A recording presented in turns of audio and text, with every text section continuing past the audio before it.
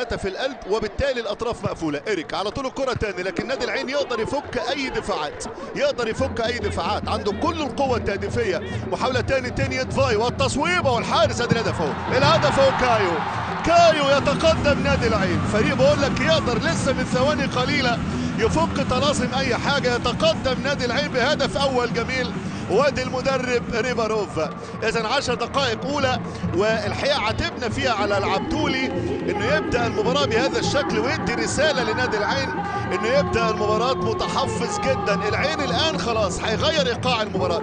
شوف الفرحه بالنسبه لجمهور العين، اعظم جمهور واجمل جمهور واجمل مدينه. الاحبابي بيتكلم مع لابا وبيتكلم مع كايو، والعرضيه خطيره جدا. هدف ثاني، والهدف الثاني لصالح الزعيم، لصالح سفيان رحيمي.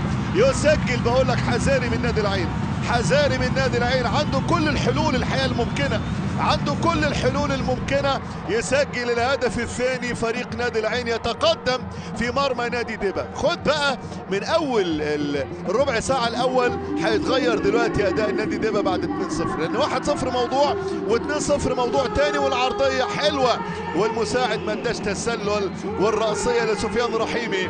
اذا سفيان قدم 2-0 الان.